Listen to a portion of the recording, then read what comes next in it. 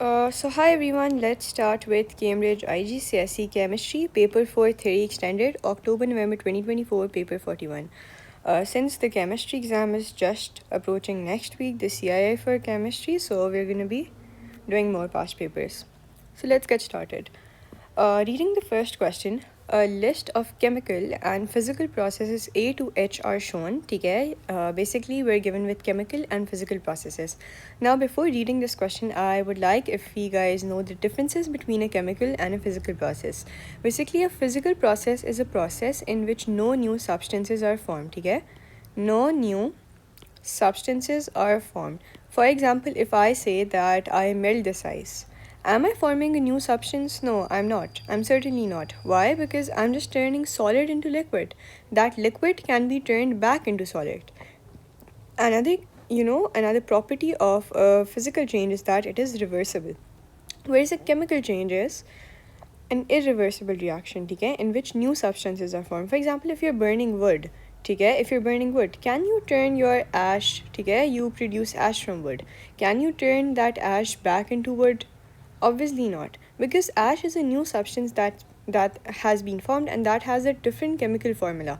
But look, if you melt water, if you melt ice and it turns into water, in ice it is also H2O, okay, and in water it's also H2O. So the chemical formula remains the same. So that's a physical change, okay. A physical change is the change in which the chemical composition of a compound is not changed or an element is not changed. Okay, let's now read. A list of chemical and physical processes are shown. Okay, we have combustion. Okay, let's identify ourselves. What is a chemical and what is a physical change? So combustion is certainly, we know that is a chemical change. Why? Because we form new substances in combustion. Okay. For example, if you're combusting wood, we are forming ash. That's a new substance. Okay, that's not the same as wood. We're adding diffusion. What do you guys think about diffusion? Okay, in diffusion, you're not forming anything new. Diffusion just means that in one area you have particles that are concentrated, that means they're together, and then certainly your particles spread far apart from each other like this. Okay, so that just means that from an area of higher concentration, the particles are going towards an area where they're in lower concentration. Okay, so are you basically changing the chemical structure of the particles or the chemical formula?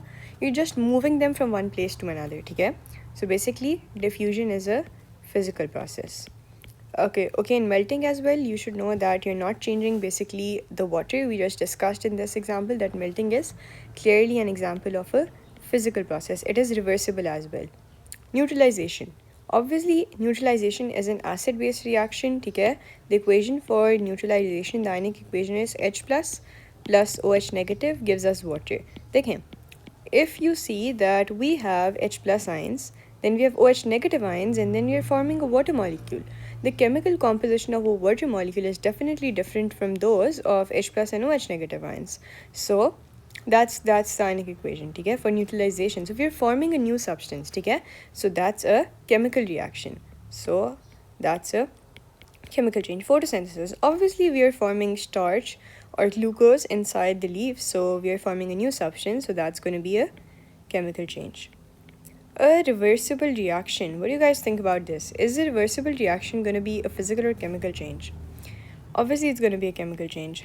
देखें, though the reaction is reversible, but the thing is that if you are making a new product out of it, for example, if I say that H plus and I negative combine to form HI, which is a reversible reaction. ठीक है, I've just taken a random example of a reversible reaction. ठीक है, basically the chemical composition is different. ठीक है, अगर similarly we have this example, this is also a reversible reaction. We have H2O, which is in solid, and then we have H2O, and that's a liquid. ठीक है, this is also a reversible. For instance, I say that's also reversible. But the thing over here to be noticed is, look at the chemical composition on this side and on this side. Isn't these two completely different? Over here you have a full compound. Over here you have ions. Okay? So this is a chemical change. Though it is reversible, but the definition of chemical change is, majority of physical changes are reversible, but The definition of a chemical change by means is in which a new chemical substance is formed. And over here, look, the water molecule, it remains the same. So this is a physical change. Okay? So you need to be very careful about identifying chemical and physical changes. Okay, roasting, obviously a chemical change. In roasting, you are forming a new substance. Okay? Thermal decomposition, that's a chemical change. Why? Because you're decomposing one thing. For example, we take the example of calcium carbonate. Okay? We have CaCO3 and we thermally decompose it to form CO, calcium oxide, plus carbon dioxide. Okay? Look at the products. Over here you have one calcium carbonate. Over here you have entirely different products. You have calcium oxide and you have carbon dioxide gas. So thermal decomposition is also physical. Let's continue reading. Answer each of the following questions about processes A to H. Each letter may be used once, more than once, or not at all. Okay, we gotta read the question carefully. State which of the processes happens when an acid reacts with an alkali. Obviously, that's going to be neutralization one. That was an easy pick. Acid plus alkali is neutralization. Reaches a position of equilibrium. Oh, that's a reversible reaction. Okay? It's going to be F. Why a reversible reaction? Because look, equilibrium means that, look, the two conditions for equilibrium. Condition number one, your rate, not the amount. Okay? The rate of the forward reaction equals to the rate of the reverse reaction. Okay? That's a condition of equilibrium, that the rate at which this reaction is happening, the same rate other reaction also takes place, and the concentration of the products and the reactants remained unchanged. Okay? Their concentration remains unchanged and it feels like as if nothing is taking place. Okay? It feels like कि कोई reaction हो ही नहीं रहा, but in reality reaction is going. Okay? So that is what equilibrium is, and for that we need a reversible reaction. Involves particles changing from fixed positions to being mobile but still touching. That means that from fixed position, that means we're going to have a solid, and then still touching means that it certainly cannot be a gas, it has to be a liquid. That means solid to liquid. So that is melting, which is option number C. Are physical changes. Okay, now we have two blanks, so we have to identify two physical changes, and out of our entire list we identified that diffusion is a physical process and melting is a physical process. So it's going to be B and C. B and C is caused by gas particles colliding with each other. Okay, firstly, the first thing, we need gas particles. Secondly, we need collisions. Okay, let's move on. Okay, combustion, we are not talking about gas. Melting is not related to gas. Neutralization is not related to gas. Photosynthesis is not related to gas. Reversible action, no gases, no gases, no gases, and no collisions. This is diffusion is what's related to gas. Okay? Because the particles collide with each other, that's why diffusion occurs. Okay? Okay, if particles won't collide with each other, they won't be able to move from one area to another. They move by means of colliding, okay, by means of collisions with each other. So it has to be diffusion, which is option number B. So it's caused by gas particles colliding with each other is basically our diffusion. Okay, so I hope this question is clear. Moving on. This question is about the atomic structure of the periodic table. Define the number nucleon number. Define the term nucleon number. So it is basically the number of protons and neutrons in the nucleus of an atom. Okay? So basically, that simple definition of a nucleon number, basically that's your nucleus, and inside your nucleus all the protons, these green ones are your protons, and all the electrons, red ones are your not electrons, sorry, protons, neutrons, sorry, red ones are your neutrons. So all the protons and neutrons that you have combined in the nucleus are called basically your nucleon number, or you can also call it a mass number. This is an alternative term for it, mass number. And an alternative term for your proton number is atomic number. Okay? You can just learn it because that's sometimes tested, that your proton number is basically your atomic number. Okay? That means, okay, That means that if you have carbon and it's carbon 612, this 6 is the atomic number or the proton number, whereas this 12 is your mass number or the nucleon number. Okay, moving on. State the connection between the number of occupied electron shells in an atom and the period number of that element. Okay, occupied electron shells and the period number. Okay, now I'd like to show you guys one thing over here. Occupied electron shells and the period number. If you go to the periodic table over here, okay, you can see that this is lithium and this is certainly our period number 1 and this is our period number 2. Okay, for example, we take the example of lithium, which is in period 2, and we try to draw lithium. Okay, we try to draw lithium. Inside lithium, I am going to try and draw lithium. So for example, this is the first shell of lithium. Okay, and because the atomic number is 3, so that means that in the first shell we're going to have 2 electrons, and now I draw the second shell of lithium, and in the second shell I am going to have 1 electron. Okay, so that is how basically lithium is. So have you tried to figure out a connection? Even if you haven't figured out, you should know this by yourself, that lithium is in group, not a group, period 2. So lithium has 2 electron shells. Okay, if you draw lithium's electrons, you're going to figure it out that it has, this is 1 shell and this is 2 shell. Similarly, if I try to draw it for hydrogen, okay, hydrogen is in group 1. This is hydrogen. Hydrogen, not group 1, I'm so sorry, that's period 1. Hydrogen is in period 1. If I try to draw it for hydrogen, I just have 1 shell, and in that because this is 1, that means the proton number of hydrogen is 1. You can take any one of them. So that means I just have 1 shell because hydrogen is in period 1. So pure period number basically tells you how many shells you have. Okay, that was a very basic concept, that period number and shell number is the same. So state the connection between the number of occupied electron shell and the period number. It is going to be that they are the same.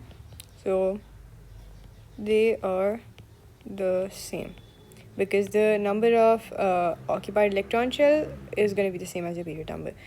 With the electronic configuration of the following atom and ion, write the electronic configuration. We have to write the electronic configuration like 2, 8 and that thing we have to write. Okay, first let's talk about silicon. First thing you need to realize by looking at this, what is the top number telling you and what is the bottom number telling you. Top number is always, I just told you in an example of carbon 12-6, that top number is your atomic number. Okay, so not atomic, I'm so sorry, why I'm confusing, that's mass number. Okay, top number is your mass number. Okay, so we are not going to look at mass number. Why are we not going to look? Okay, we have to basically draw the electronic configuration. You should know that electrons in a neutral atom, we know that the number of electrons equals to the number of protons. Okay, protons basically means your proton number or your atomic number. Okay, so we don't have to look at mass number. For electronic configuration, we need to look at protons. Why? Because we have to determine the number of electrons, and number of electrons and number of protons in a neutral atom are same. And if I am not wrong, this is a neutral atom. Why? Because this is not a neutral atom. Why? It has a charge of negative. This is a neutral atom because it does not have a charge. If there would have been a plus like this or a negative like this, it wouldn't have been neutral atom. Okay, so now we're going to draw. We have to just we just have to write 14 electrons. So in the first shell we're going to give it 2, then in the second shell we're going to give it 8. We have a total of 10 electrons, and in the fourth shell we are going to give it in third shell we're going to give it 4 because we have to fulfill 14.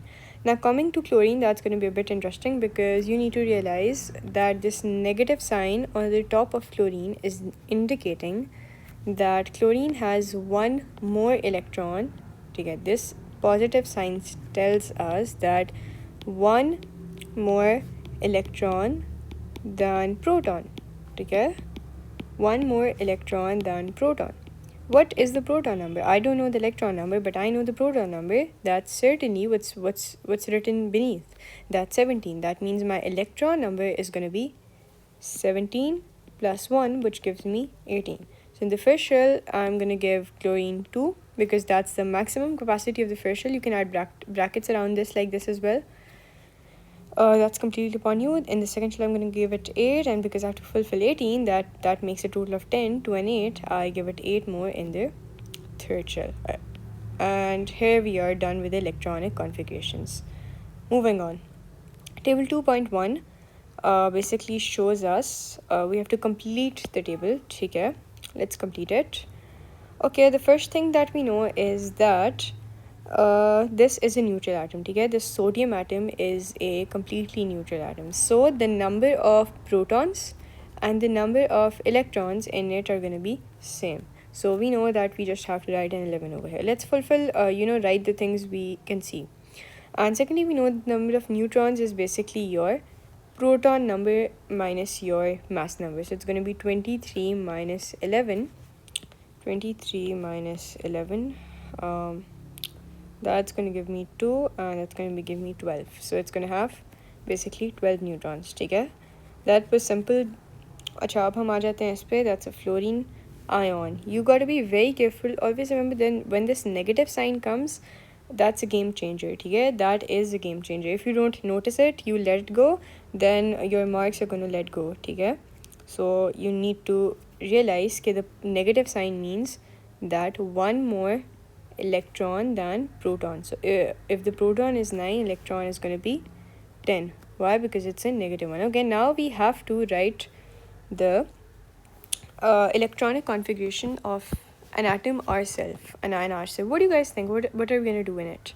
देखें यहाँ पे हमारे पास electron number different है, proton number different है, और neutron number भी different है. All three different things. What should we do? Don't you think it's confusing? No, it's not. When you know that an identity of an atom is its proton number, देखें electron numbers can change. ठीक है? Electron numbers can change. If I take a sodium atom, I am going to have 11 electrons. If I take a sodium ion, I'm going to have 10 electrons. So my electrons are going to change because I either lose electrons or gain electrons to form ions. But one thing that's unchangeable, that's the identity of an atom is its number of protons. Okay, that's unchangeable. Okay, over here we have 28 electrons, but we are not interested in it. Why? Because this can change. You can gain as many as you want, or according to your need, or you can lose as many as you want. But something that you cannot gain and lose, something that remains fixed, something that's permanent, something that's not going to change is your proton number. So that's 31. So we're going to find an element in the periodic table with a proton number of 31, and if I'm not wrong, according to my knowledge, that is phosphorus, P. But let's just check it in order to be sure. I think that's going to be phosphorus. Yeah. नहीं phosphorus तो 15 है, उसका mass 31 है. देखें हमें ये वाला number 31 चाहिए. Remember this. देखें I also made a mistake. I thought that mass number I just mistaken. What is 31? Oh my, this is 31. Okay, so basically it's gallium. Okay, some of you might think it's phosphorus, but it is not phosphorus. Why? Because okay, this is your proton number, this is your proton number, and this is your mass number. I just told you above, we are not interested in mass number, we are not interested in number of electrons. What we're interested in is the proton number. Some people might think that this is 31. This is going to be wrong. It's gallium. Why it's gallium? Because this is the proton number. That's the gold at top. So you're going to write Ga. And with that, let's see what else are we going to do. The first thing is going to be writing Ga. So that's wrong. Why that's wrong? Because 31, it was the mass number. And many people might fall into this trap. Okay, so the first thing we're going to write is we're going to write Ga. The next thing that we're going to do is we're going to write 31 at the bottom because that's the proton number. The next thing we're going to do is that's simple. We're going to add the protons and the neutrons to get the 31 plus 38 to get the mass number. So that's going to give me 9, that's going to give me 6. Okay, I didn't take it from the periodic table. Why didn't I take it from the periodic table? Because that might not be correct. ठीक है, अब देखें periodic table में वापस gallium का क्या था? 70 था. ठीक है, it was 70.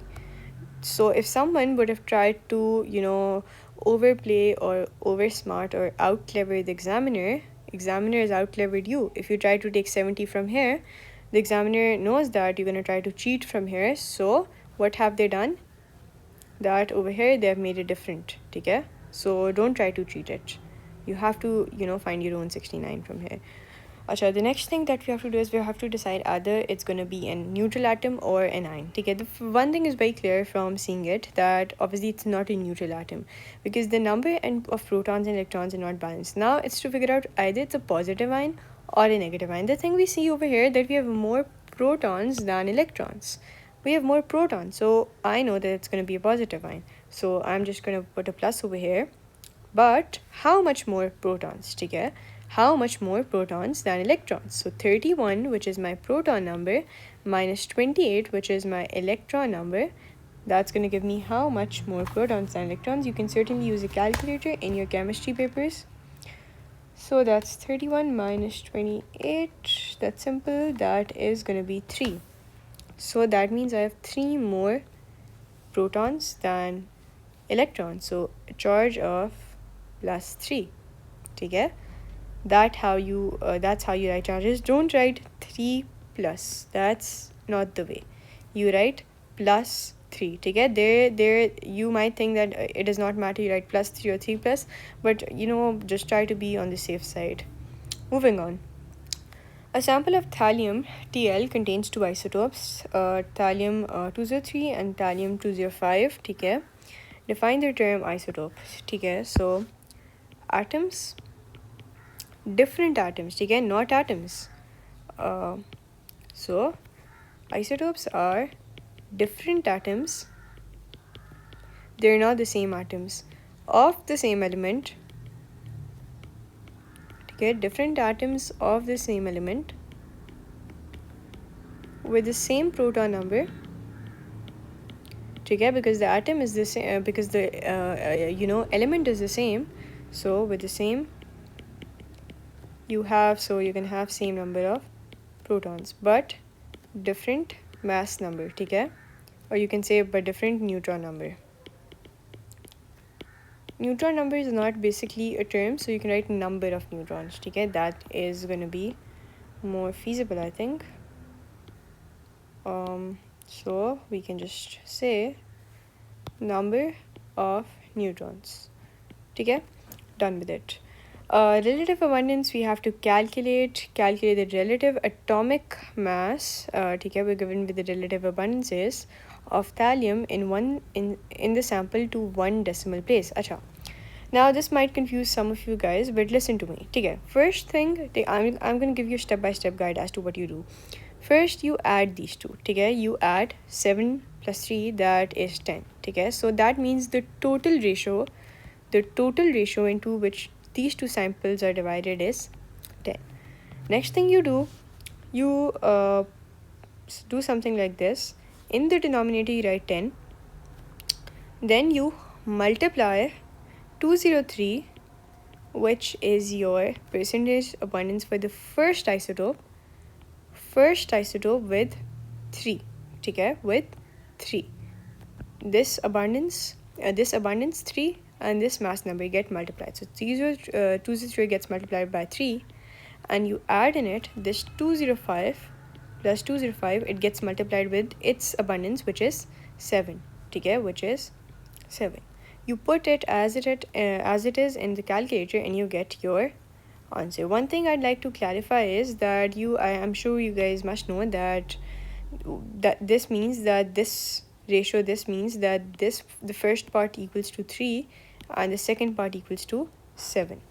Okay, so let's do it, and that's going to be 203 times 3 plus 205 times 7 upon 10, and that should give us 204.4. 204.4. Okay, relative atomic mass you have to give to 1 decimal place, so that's 204.4.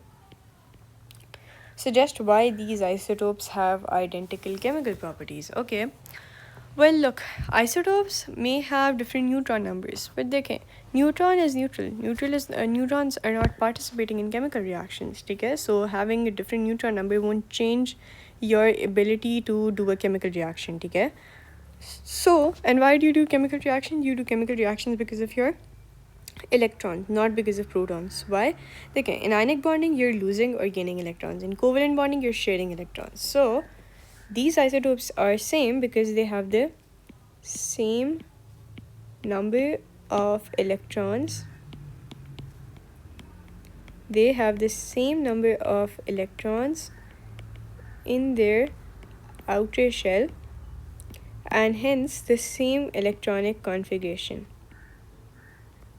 Okay, and hence the same electronic configuration. That is why the isotopes behave in a similar way, because their electrons and protons are not disturbed. What's disturbed is the neutrons, and neutrons are of no value to chemical reactions. Moving on. Copper 2 sulfate has the formula CuSO4. Aqueous copper 2 sulfate is a blue solution. Okay, that's what we know. A sample of aqueous copper 2 sulfate is made by adding excess copper oxide to hot dilute sulfuric acid. Complete this simple equation for the reaction. We are adding copper oxide and we are adding it in excess. The word excess is very important. Let me highlight it to, and that's not even justice with its importance, highlighting it, because that's very important. That tells us that copper oxide is going to be a solid. That is why we are adding it in excess. Do you guys remember for salt preparation, the first kind of reaction we used to do, the excess and acid reaction? So that this is an example of that kind of reaction, an excess and acid reaction, okay, in which we add a insoluble kind of a compound in excess, whether it be a metal carbonate, or a metal oxide in case we have oxide, or a metal hydroxide, but it should be in excess. Okay, because we have an acid, sulfuric acid, it's going to be soluble in water, and when something is soluble, you write AQ. We have copper sulfate, that's also going to be soluble because all sulfates are soluble except calcium, lead, and barium. Okay, so now they're asking what is going to be the other product. Okay, now you need to realize that this is an oxide and that's an acid. Okay, so basically that's an oxide or plus acid, so that's going to give you salt, which is already formed. So the thing that we have to form is water, and if you guys couldn't figure it out, then this liquid would have told you that what we're looking for is nothing more than water. Asha, state one observation that shows that copper 2 oxide is added in excess. Now many people, they have learned the observations, because sometimes you are unable to figure it out, but they can. If you learn the observations, that's sometime gonna lead you to a mistake. Why? Because देखें अगर किसी ने metal की observations learn क्यों नहीं है. For example, if someone has learned, for example, if I have learned that if we add magnesium to hydrochloric acid, and to know that magnesium is in excess, we stop seeing bubbles. Okay, this tells us that this is an excess or something but related with bubbles. That's going to be wrong, because when you add a metal oxide, for example, if the observation for magnesium and the observation for magnesium oxide is going to be different. For magnesium with acid, it's going to be bubbles. For magnesium oxide, it's only going to be salt and water. Okay, so please don't learn the observations in a way that might cause problems. You should know that with everything, acid reacts differently. Acha, one observation, obviously it's going to be because we're adding this in excess, so undissolved solid is going to be seen at the bottom. Undissolved solid remains at the bottom. Okay, it won't dissolve because it's in excess. So describe how aqueous copper 2 sulfate can be separated from the reaction mixture. Okay, अब you need to realize that this thing we had in excess and this thing was the limiting reactant. ठीक है, वो देखें जब एक चीज़ access में होती है ना तो फिर अगली चीज़ ऑटोमेटिकली लिमिटिंग रिएक्टेंट होती है. देखिए limiting reactant is something that's all used up, so we just don't consider it. ठीक है, आई just don't consider it now. Okay, this is my limiting reactant, so I just put a tape on it. Okay, now what do I have in my solution? Okay, what do I have left in my solution? I have my copper oxide, and now I have my copper sulfate and water, and this is a solid, and this is a soluble thing. So I just need to remove this solid, and I'll get a solution, aqueous solution of copper sulfate, and this water obviously is going to do no harm to it because it's already dissolved in water. Okay, so what I would do is simple filtration to remove solvents. What do? You do filtration. Yeah, crystals of hydrated copper 2 sulfate can be obtained from aqueous copper 2 sulfate by crystallization. State what is meant by the term hydrated. Hydrated means that something is chemically combined with water. Okay? For example, if I say I have hydrated salt, that means it is chemically combined with water. So we're going to write that hydrated means something is chemically combined. The word chemically combined is very important. Something is chemically combined with water. Okay? Obviously, you should understand that hydration gives a clear meaning to us. That hydration obviously would mean that something is water in it. Okay? Write the formula of hydrated copper 2 sulfate. Okay, now that might be a challenging part for some people, but not for those who are good at learning the syllabus. You should learn these two formulas. I'd highly recommend copper 2 sulfate and cobalt chloride COCl2 0.6H2O. Okay, learn this as well, and these two please learn both are part of the syllabus. If you guys don't know, learn it today. Describe how crystallization is done. Okay, so what you do is you heat the solution to crystallization point or evaporation. No, not evaporation. You evaporate it till it's saturated, and then you allow it to cool and crystallize, and then crystals form. So first point is gonna be that you are gonna heat it till evaporation point. Okay, not evaporation, crystallization point. Heat it till crystallization point. Okay, now because it's a crystallization point, or you can write until saturated. Until saturated, and now you allow it to cool and crystallize. Allow it to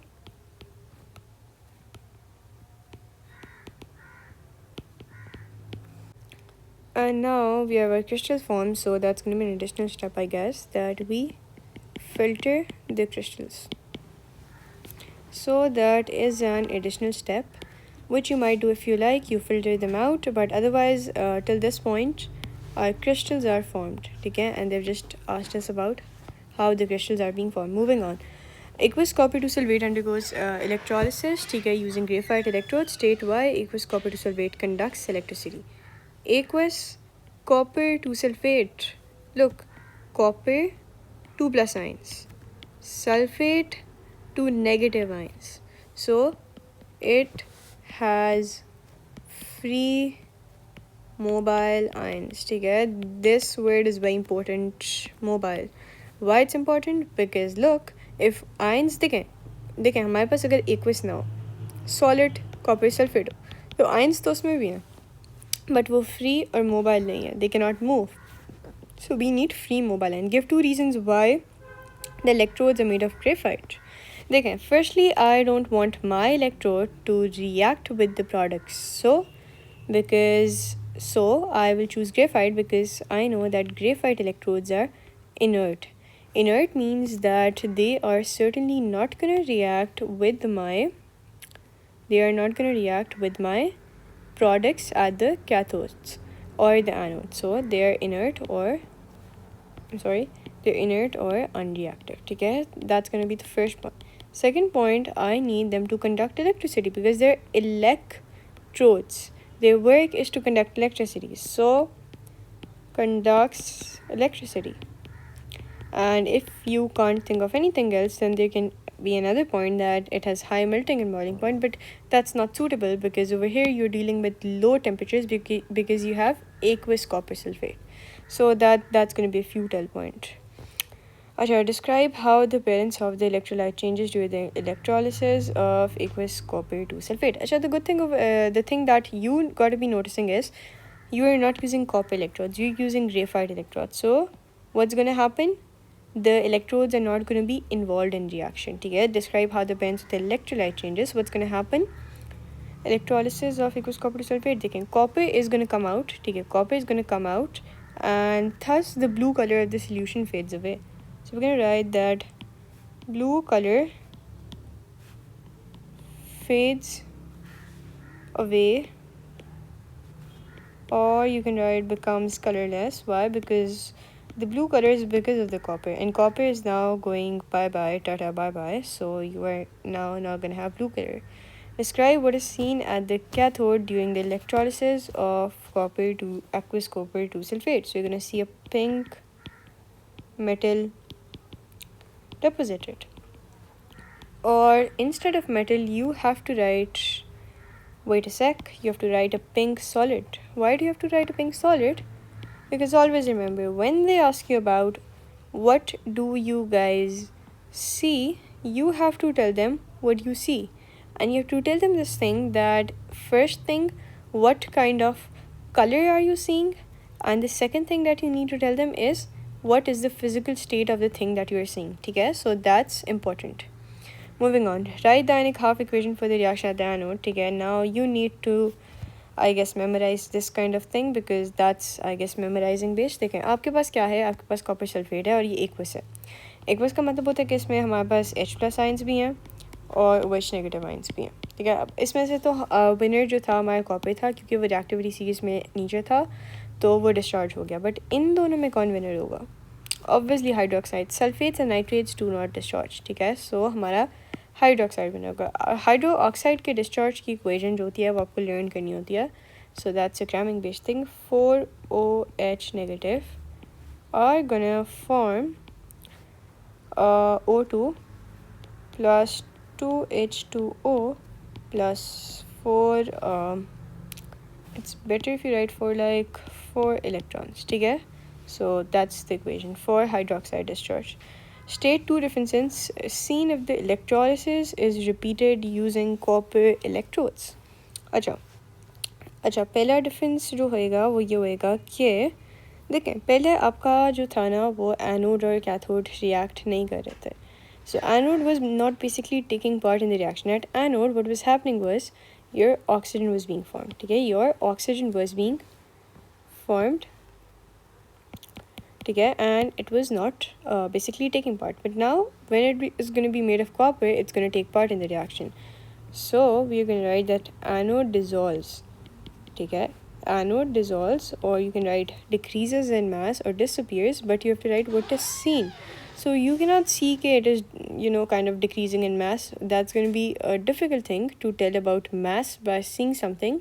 So you're just going to write that anode dissolves. You're seeing that it's going away. And the second thing, first what was happening was your blue color was fading away. Why blue color was fading away? Because the copper was going, but now copper is not going. As the copper goes, the same amount of copper is coming back from the anode. ठीक है, the amount of copper you're losing at your cathode, ये जो pink solid यहाँ पे deposit हो रहा है, उतना ही pink solid वापस anode के dissolve होने से वापस आ रहा है. So you're gonna write that blue color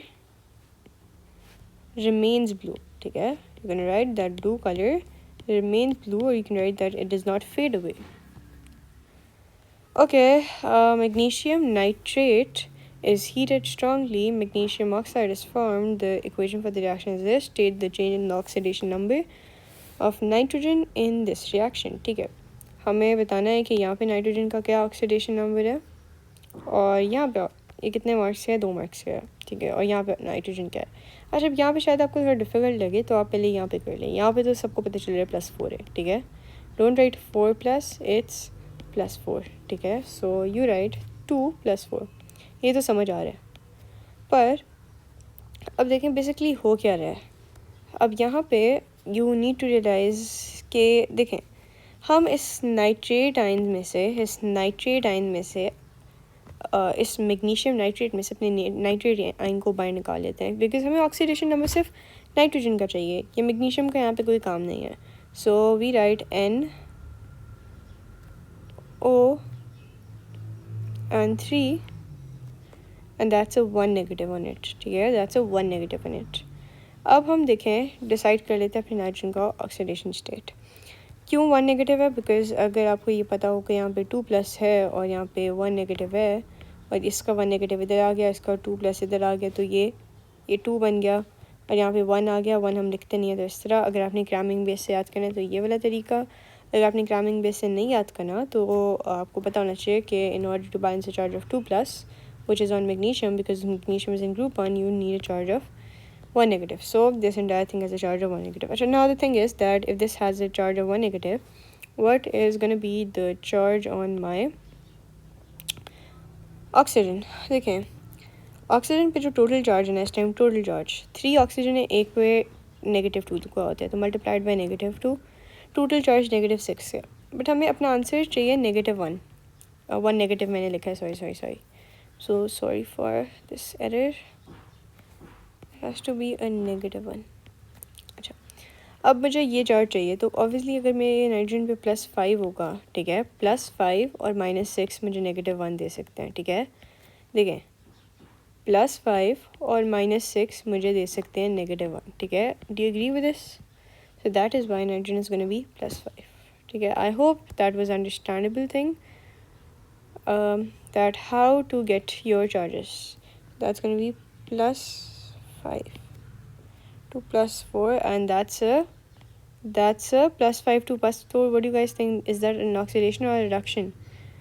That is a clear cut reduction, because there's a decrease in oxidation number. Identify which element is oxidized. Obviously, if nitrogen is reduced, then what is oxidized? Let's check magnesium. देखिए, magnesium जो है वो हमारे यहाँ पे भी 2 plus है और यहाँ पे भी 2 प्लस है, सो मैग्नीशियम का तो कोई फ़र्क नहीं पड़ा। So which element is oxidized? It has to be oxygen. Why? Because देखें, ऑक्सीजन इस वाले एलिमेंट में, इस वाली चीज़ में ऑक्सीजन कितना है? ऑक्सीजन इज़ अ 0, ठीक है, because when you have an element the charges on elements are 0। इधर 0 है और इधर ऑक्सीजन 2 नेगेटिव है, ठीक है। 2 नेगेटिव से 0 क्या हुआ? ऑक्सीडेशन हुई, क्योंकि इंक्रीज़ हो रहा है उसका oxidation number. So what's oxidized is gonna be oxygen.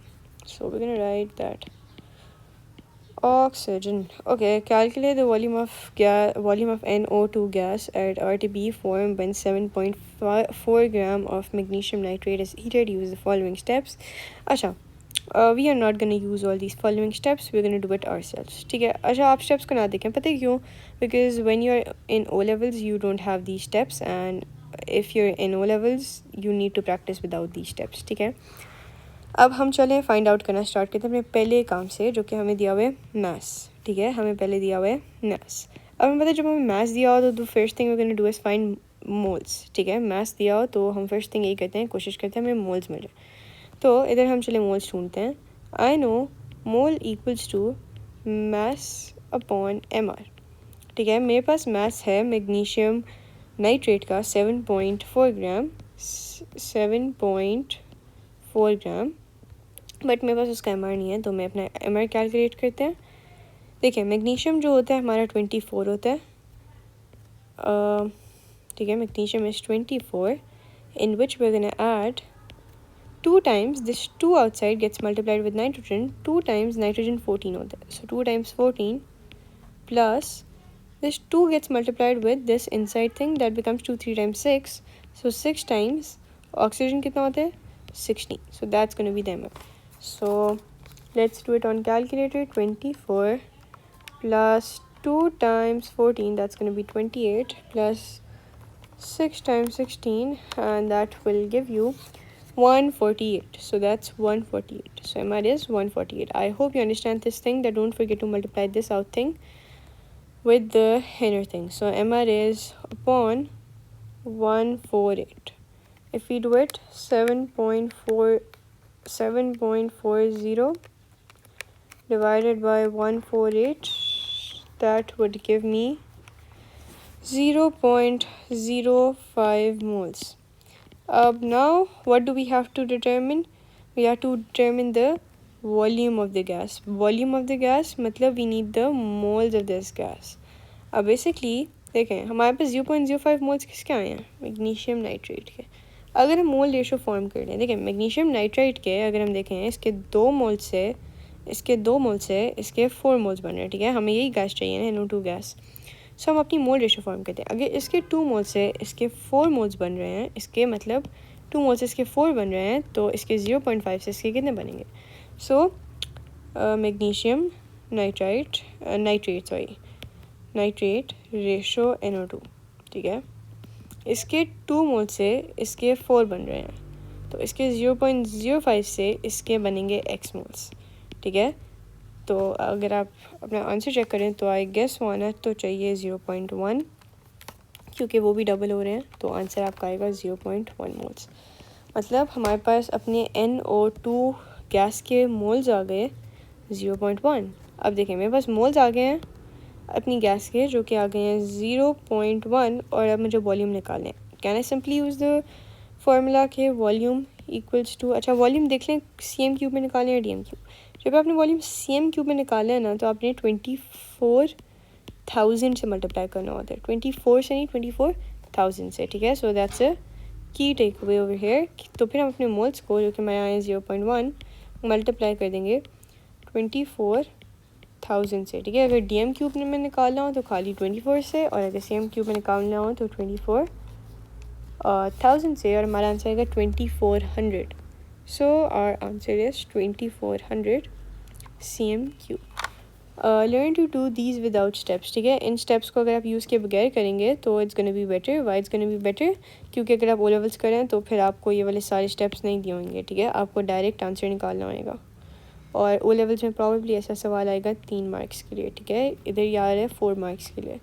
I don't know by, but this one is easy over here कि उन्होंने स्टेप्स भी दिए हुए हैं और उन्होंने मार्क्स भी ज़्यादा दिए हुए हैं। Okay, moving on. Magnesium oxide is an ionic compound. Complete the dot and cross diagram in figure 4.1 in magnesium and oxide ions. Give the chart in each ions. अच्छा हमें पता है मैग्नीशियम ग्रुप 2 में होता है 2+ चार्ज, ये तो आसान है, और 2 नेगेटिव चार्ज ऑक्सीजन ग्रुप 6 में होता है। अब हमें ऑक्सीजन का शेल जो है फिल करना है। अब देखें ये अगर यू नीड टू अंडरस्टैंड कि ये आयंस हैं, ठीक है, ये आयंस हैं। ऑक्सीजन के पास इनिशियली होते हैं कितने, 8 होते हैं, ठीक है। अब उसने 2 और गेन कर लिए इलेक्ट्रॉन्स, उसके पास हो गए +2 10 हो गए, ठीक है, उसके पास हो गए 10। तो अब 2 पहले हैं उसके पास, हमने बस उसके 8 और बनाने हैं, ठीक है। So we just have to move draw 8 more electrons for this oxygen. So 1 2 3 4 5 6 7 8। One thing you need to be careful about के आप अगर डॉट्स इसके डॉट्स हैं तो इसके डॉट्स ही बनाएं। बट अभी अगर आप फिगर आउट कर सकें कि मैंने इसमें गलती किया, मैंने इसमें क्या गलती किया, if any one of you can figure out. देखें मैग्नीशियम के अपने पास 6 थे, मैंने कहा मैग्नीशियम के अपने पास 6 थे, पर फिर मैंने कहा उसने 2 किसी और से गेन किए। वो किससे उसने गेन किए, सॉरी ऑक्सीजन के अपने पास 6 थे, ठीक है, ऑक्सीजन के अपने पास 6 थे, मतलब आखिरी शेल में 6 थे, मतलब आप समझ टोटल 8 थे, ठीक है, टोटल 8। तो उसने 2 किसी और से गेन किए, वो 2 इसने किससे गेन किए, मैग्नीशियम से। तो देखें अगर मैग्नीशियम के जो इलेक्ट्रॉन्स हैं अगर वो क्रॉसेस हैं, तो मुझे यहाँ पे भी 2 क्रॉसेस नहीं बनाने चाहिए, क्योंकि 2 इसने मैग्नीशियम से गेन किए हैं। So instead of these 2 dots I have to do 2 crosses over here, ठीक है। So that was the key takeaway. Moving on, अब इसका आपने शेल कंप्लीट कर देना। इसमें प्लीज़ डॉट्स ना बना देना, इसने किसी से गेन नहीं किया, ठीक है। सो इसमें बस 1 2 3 4 5 6 7 8। अब फिर मैंने गलत किया, डॉट्स बनाए हैं, क्रॉसेस बनाने हैं। अच्छा by the way you are gonna be penalized if you do these mistakes, ठीक है। अगर डॉट्स की जगह क्रॉसेस और क्रॉसेस की जगह डॉट्स होए, अगर ये 2 डॉट्स ना होए तो पेनलाइजेशन हो जाएगी, मतलब मार्क्स कट जाएंगे। So just be careful. Oxygen is covalently bonded, is a covalent molecule. Complete the dot and cross diagram for molecule oxygen. The inner shells have been drawn for you. अच्छा अगर आपको पता है कि oxygen double bond बनाता है, ठीक है, तो आपको पता है यहाँ पे 2 शेयर होनी चाहिए, 2 पे 1 and 2 एंड द रिमेनिंग। देखें ऑक्सीजन के आखिरी शेल में 6, 2 यूज़ हो गए, कोवेलेंट बॉन्ड में कितने रह जाएंगे, 1 2 3 4 5 6 7 8, 4 रह जाएंगे, और इसमें 1 2 3 4। अब एग्जामिनर फिर टेस्ट करे कि आप ये क्रॉसेस वालों के साथ क्रॉसेस ही बनाते हैं और डॉट्स के साथ डॉट्स ही बनाते हैं। इधर भी उसने यही टेस्ट किया है, ठीक है। सो बी केयरफुल, ठीक है, keep your eyes and years open. Hydrogen is the first element of the periodic table. Hydrogen is used in fuel cells to produce electricity. Name the substance which combines with hydrogen in a fuel cell. That's oxygen because it's called a hydrogen oxygen fuel cell. ठीक है, given one advantage and one disadvantage of using a fuel cell instead of gasoline. ठीक है, advantage आप ये लिख सकते हैं no emission of CO2 gas. ठीक है, CO2 gas which is greenhouse, no global warming लिख लें आप, no global warming, know climate change, इस तरह आप कुछ भी लिख सकते हैं। डिसएडवांटेज है hydrogen is difficult to store, ठीक है। Hydrogen requires large storage tanks. अगर हम इसकी मार्किंग स्कीम देखें तो उसमें एक नंबर ऑफ़ डिफ़िकल्टीज़ लिखी होंगी, disadvantages. Let's see the marking scheme for this paper and figure out के बहुत ज़्यादा उसमें वैसे लिखी होंगी वो। Which question is this?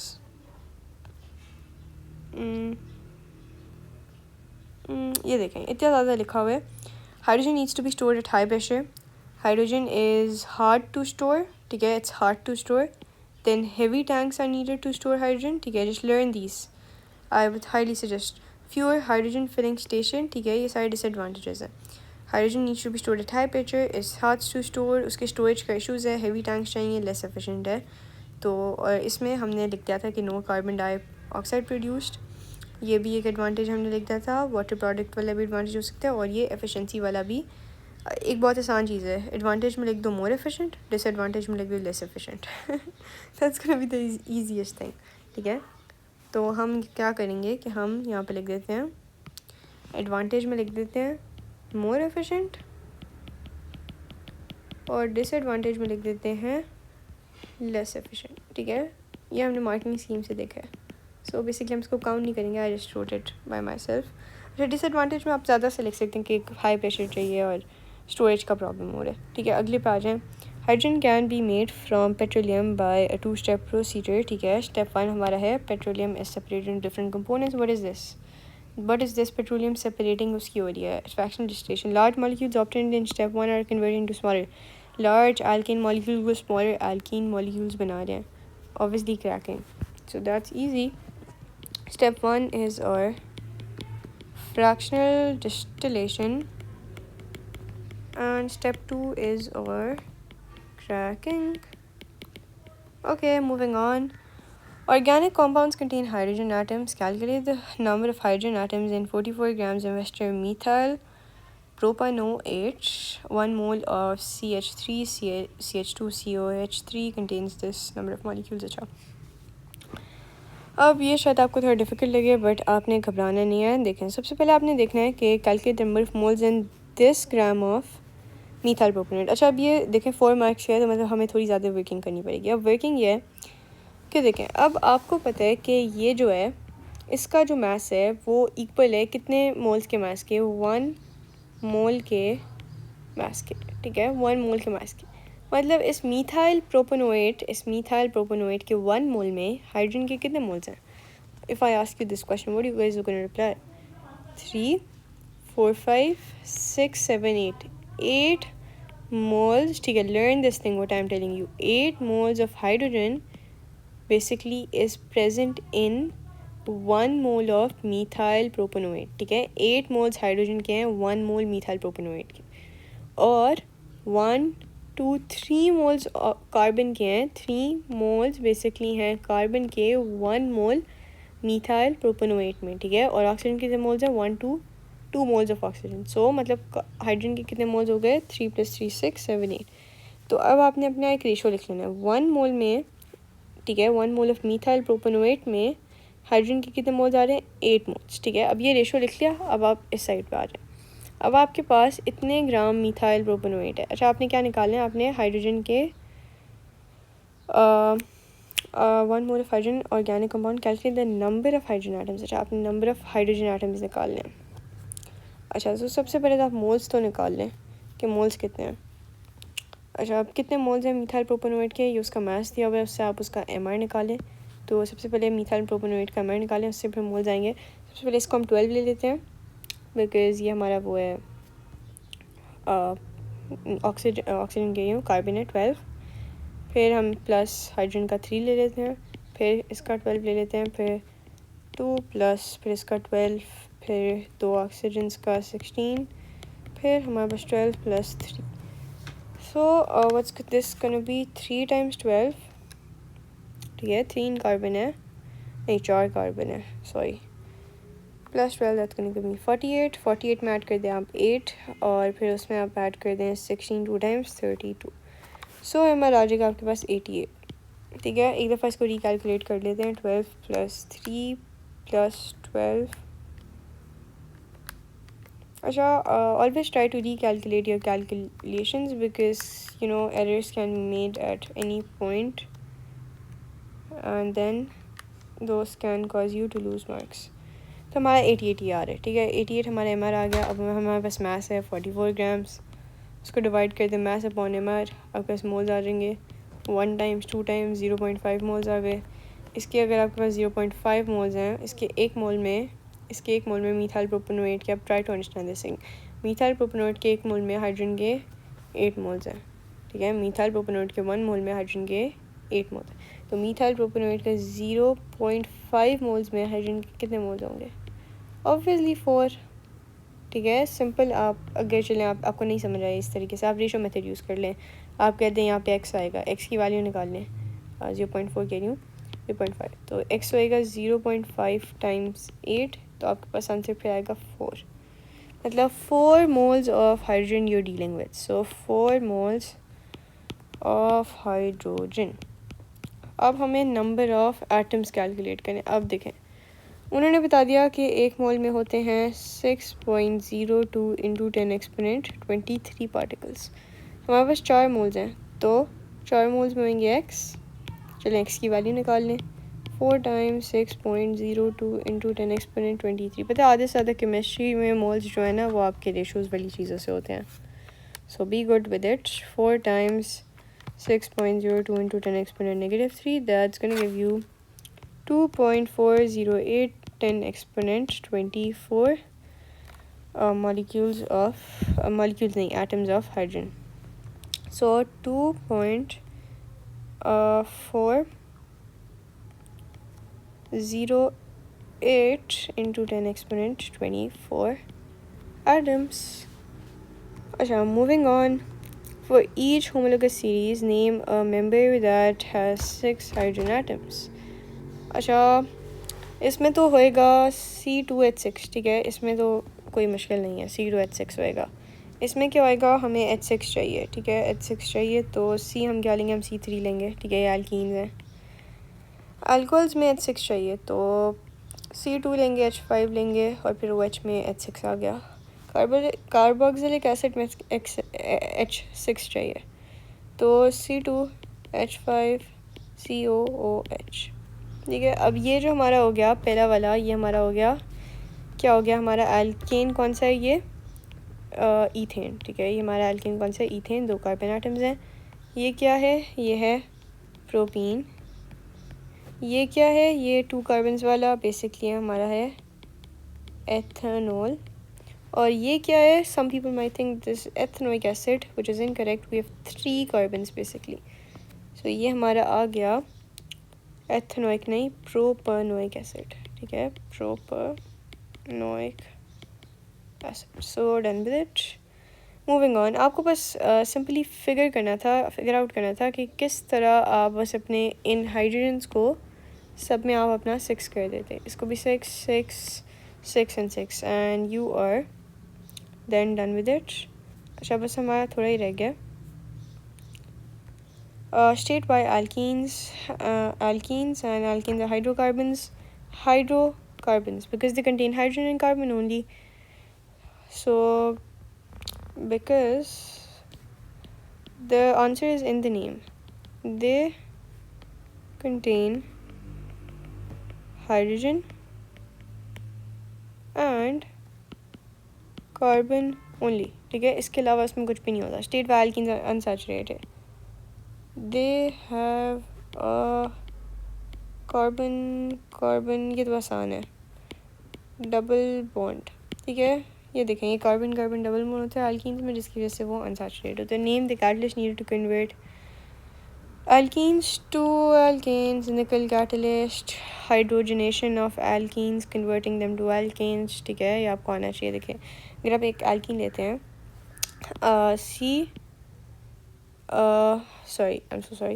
अगर आप alkene लेते हैं C2H4, ठीक है, इसको हम कॉमनली बोलते हैं इथीन. इसमें आप डाल देते हो अपना हाइड्रोजन, तो ये क्या बन जाएगा?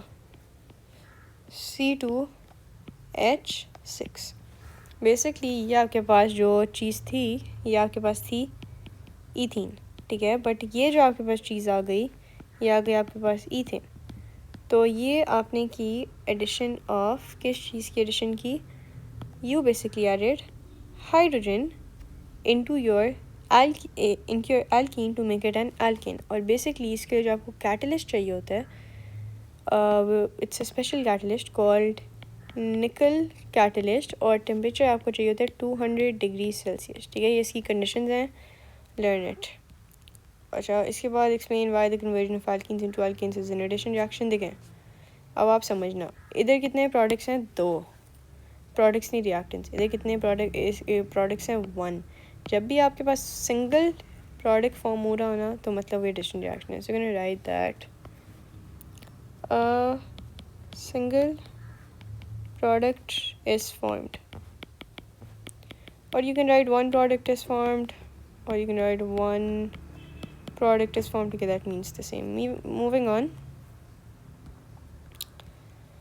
Okay, state the name of polymerization reaction that occurs when natural polyamides are formed. ठीक है, natural polyamides में हमारे पास obviously condensation reaction होता है.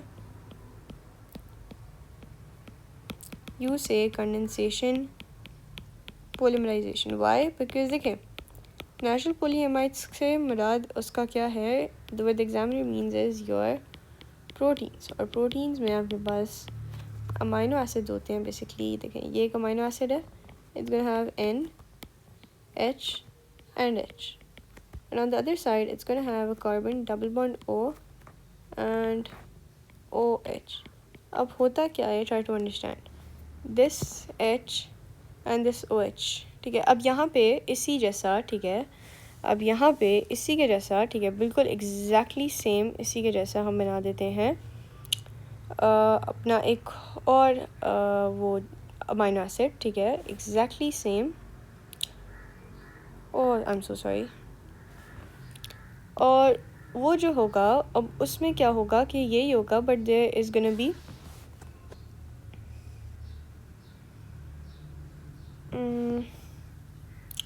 सॉरी उसमें डिफरेंट कलर होगा बस, और अमाइनो एसिड वो सेम है. ठीक है, अमाइनो एसिड वो सेम है. ठीक है, अब ये दूसरा अमाइनो एसिड बन गया. ठीक है, अब ये दोनों हैं तो same, but the thing that you need to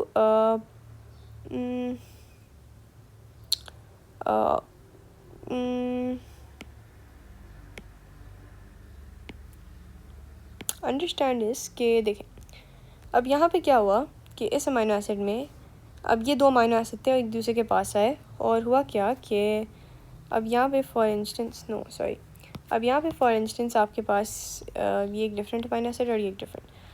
अब यहाँ पे आपके हाइड्रोजन और OH आपस में मिल गए और इन्होंने बना दिया वाटर. ठीक है, इन्होंने बना दिया वाटर, जिसकी वजह से ये दोनों इधर से निकल गए. ठीक है, H और OH इन्होंने वाटर बना दिया, और यहाँ पे एक लिंकेज फॉर्म हो गई.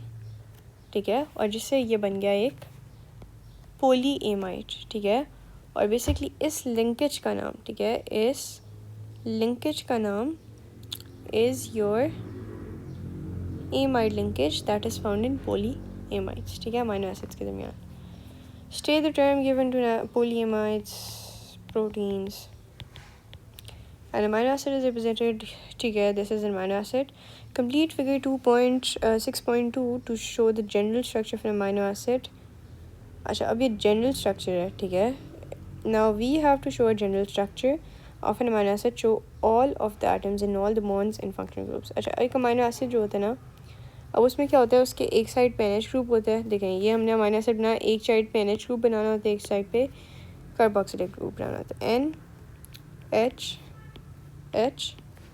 कार्बन, यहाँ पे कार्बन बनाए, डबल बॉन्ड O बनाए, यहाँ पे एक O H बना दें और यहाँ पे आपने एक R लिख देना है, ठीक है। यहाँ पे R क्यों लिखना है, देखें अब ट्राई टू अंडरस्टैंड। ये जो R होता है ना, ये इसका मतलब होता है आपकी साइड चेन, ठीक है। ये R आपकी साइड चेन होती है, कुछ भी हो सकता है ये, लाइक कोई कार्बन्स हो सकते हैं, कुछ भी हो सकता है। R is just a side chain and in O levels and IGCSE you're not concerned about the side chains, ठीक है। so we move on। अब हमारे पास 3 टाइप के अमीनो एसिड्स हैं और complete the diagram to show part of the structure of a natural polyamide that forms when 3 amino acid A, B, C combine, show all the atoms, all the bond in the linkages। अब सारे atoms दिखाने, सारे bonds दिखाने, इन्होंने यहाँ पे सारे bonds नहीं दिखाए, पता है क्यों, ताकि आप इधर दिखाएं सारे बॉन्ड्स। अच्छा अब सिंपल है, देखें इस साइड से हम अपना एक H रिमूव कर देंगे। देखें यहाँ पे हम बनाएंगे N, खाली एक H बनाएंगे, एक H चला गया वाटर में। यहाँ पे एक्सटेंशन बॉन्ड्स बहुत ज़रूरी हैं, ठीक है। फिर यहाँ पे बनाएंगे कार्बन, डबल बॉन्ड O, और ये OH यहाँ से चला गया वाटर में। अब ये यहाँ पे कंबाइन हो गया, इसका एक H वाटर में चला गया, तो इसके पास खाली रह गया एक H। सो ये कंबाइन हो गया NH से, ठीक है। ये एक हमारा बन गया लिंकेज, और अब यहाँ पे दोबारा कार्बन, डबल बॉन्ड O, इसका OH निकल गया वाटर के अंदर, इसका भी H निकल गया वाटर के अंदर। अब यह मुझे नहीं पता आपको समझ आ रहा है कि नहीं, but this how you rate. इसका OH वाटर के अंदर निकल गया, क्या बचा, कार्बन, डबल बॉन्ड O और ये लिंकेज। क्यों, क्योंकि देखें this is part of a structure of a natural polyamide, ये उसका एक पार्ट है, तो ये लिंकेजेस बनाना बहुत ज़रूरी है, क्योंकि ये बेसिकली आपका पोलीएमाइड पूरा नहीं है, ये सिर्फ इसका एक पार्ट है। So if you do not do these extension bonds, linkages getting extension bonds, you're going to lose marks। Moving on, a mixture of 3 amino acids A, B, C can be separated into amino acids identified to complete this। RF value is easy peasy, distance traveled by substance upon distance traveled by solvent, ठीक है। Simply ये आपका chromatography paper है, ठीक है। ये आपका solvent front है, ठीक है। This is the level of your solvent.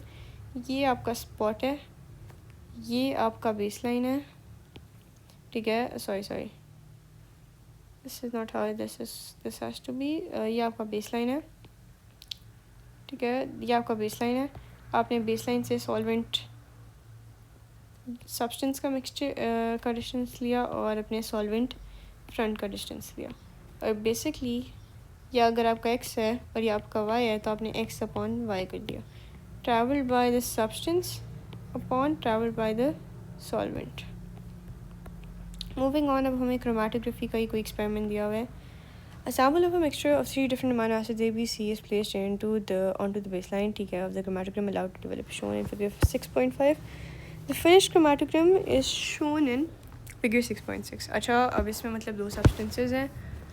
अब इससे हमें क्या पता चल रहा है, देखें सबसे पहले हमें ये पता चल रहा है कि जो ये सब्सटेंस था ना, ये सब्सटेंस इस सॉल्वेंट में क्या था, सॉल्युबल था। क्यों सॉल्युबल था, इसीलिए ये ऊपर मूव किया। सेकंड चीज़ हमें क्या पता चल रही है, हमें पता चले ये सब्सटेंस है इम्प्योर है। क्यों, क्योंकि इसके 2 कलर्स आ रहे हैं, मतलब ये 2 डिफरेंट सब्सटेंसेस से बना हुआ है।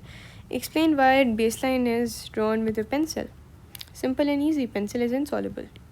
देखें अगर आपका पेन होगा, पेंसिल इज इनसॉल्युबल नहीं, द लेड इन पेन, चले पेंसिल ही लिख लें। अब बेसिकली देखेंगे अगर आपका इंक होगा तो वो सॉल्युबल होएगा and it's gonna dissolve in the solvent, और फिर वो it is gonna interfere with the chromatography, ठीक है। State why the substance used to make a colourless amino acid visible. Okay that's a locating agent, ठीक है। Type of substance जो होता है ये एक लोकेटिंग एजेंट होता है, and for specifically amino acid you use ninhydrin, but this is ninhydrin is not part of your syllabus. If you want to learn it you can, but you know it is not part, okay. But if you want to learn you can, but you just need to know the term locating agent। Explain why 6.6 only two spots are seen from the mixture of 3 amino acids। अच्छा अब हुआ ये कि हमारे पास यहाँ पे अच्छा ये 3 amino acids का मिक्सचर था जो कि था, बट सिर्फ 2 स्पॉट्स हमारे पास सीन हुए। क्यों हुए, What do you guys think? What is going to be the reason? Why only 2 spots came up and the third one didn't? Some of you might think that it is insoluble. Okay, that can be a reason कि वो insoluble है, but देखें अब अगर आप marking scheme भी पढ़े ना तो उसमें लिखा हुआ है कि सेम आर एफ वैल्यू. इसका मतलब होता है कि देखें मैं I agree with the statement कि it can be insoluble, can be correct statement, but same R F value का मतलब होता है कि व्हाट यू हैव हेयर. देखें इसका मतलब है कि फॉर इंस्टेंस जो आपका थर्ड अमाइनो एसिड था ना वो भी सम टाइम उसकी आर एफ वैल्यू सेम थी और वो इसी के पीछे है. मतलब आप उसको इसलिए नहीं देख पा रहे 2 स्पॉट्स इसलिए क्योंकि फॉर इंस्टेंस इसी के पीछे वो भी है. ठीक है, तो आपको इसीलिए वो नज़र नहीं आ रहा क्योंकि सेम आर एफ वैल्यू. अब इनसॉल्युबल क्यों नहीं हो सकता? अब देखें समझ तो आ रहा है कि चलो इनसॉल्युबल इसीलिए नहीं है, बट प्रॉब्लम यह है कि अगर इनसॉल्युबल होता तो हमें यहाँ पे एक स्पॉट नज़र आता जो कि उस सब्सटेंस का होता जो कि इनसॉल्युबल था. यहाँ पे एक इनसॉल्युबल स्पॉट नज़र आता. तो अगर आप लिखेंगे कि इनसॉल्युबल तो नंबर नहीं मिलेगा. क्यों नहीं मिलेगा? मैंने आपको प्रॉपर्टी एक्सप्लेन किया कि यहाँ पे कोई स्पॉट नहीं है इसीलिए. So you are gonna write same RF value to suggest how the experiment can be changed to separate all 3 amino acids. आप कोई different solvent ले लें. ठीक है, different solvent से क्या होगा कि आपकी RF value different आएगी. ठीक है, so you can take a different solvent. अच्छा अब इसमें जो ट्रिक क्वेश्चन था वो बेसिकली था ये वाला जिसको आपने अंडरस्टैंड करना था कि देखें इसमें काफ़ी लोग सोचते हैं कि आंसर हो सकता है इनसॉल्युबल, बट इनसॉल्युबल आंसर क्यों नहीं है? क्योंकि अगर इनसॉल्युबल होता तो फिर यहाँ पे एक स्पॉट नज़र आता जो कि हमें नहीं नज़र आया. मतलब हमारा स्पॉट ऊपर ट्रैवल कर तो गया बट वो हमें नज़र नहीं आ रहा क्योंकि उसकी और किसी और सब्सटेंस की सेम आर एफ वैल्यूज़ हैं. मतलब वो सेम पोजिशन पे है. ठीक है, मतलब इसी के पीछे जो है यहाँ पे इसके हैं, इसके पीछे वो सब्सटेंस है या आगे वो सब्सटेंस है जो हमें नज़र नहीं आ रहा. And with that we come to an end of our paper. I hope you liked the video. If you do subscribe to my channel, that's gonna mean a lot. With that, take care, love us.